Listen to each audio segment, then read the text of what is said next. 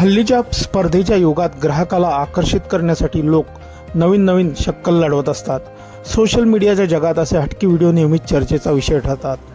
व्हिडिओमध्ये एका दुकानदाराने आपल्या वॉटरप्रूफ जॅकेटचा पुरावा देण्यासाठी जे काही केलं आहे त्याने इंटरनेटवर धुमाकूळ घातला आहे। या दुकानदाराची ही अनोखी मार्केटिंग स्टाईल सध्या सर्वांचे लक्ष वेधून घेत आहे।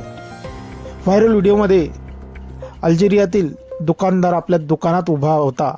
त्याला ग्राहकांना पटवून द्यायचे होते की तो विकत असलेले जॅकेट 100% वॉटरप्रूफ आहे।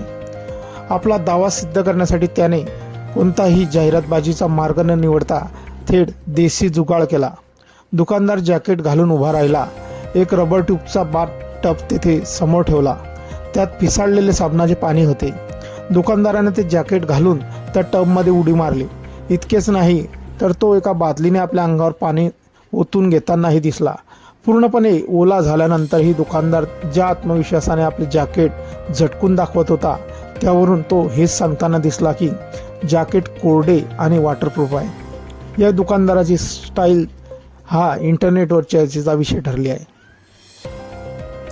हा व्हिडिओ एक्सवरून तन्सू यांजेन नावाच्या अकाउंटने शेअर करण्यात आला असून नेटकऱ्यांनी यावर मजेशीर कमेंट केले आहेत। एका युजरने लिहिलं आहे, हे नेक्स्ट लेवल मार्केटिंग आहे।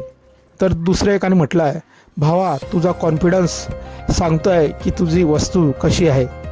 काहींनी मात्र थट्टेने म्हटले आहे की जॅकेटला पाणी शोषायला वेळच मिळाला नाही, पण मार्केटमध्ये मात्र दुकानदाराने बाजी मारली आहे।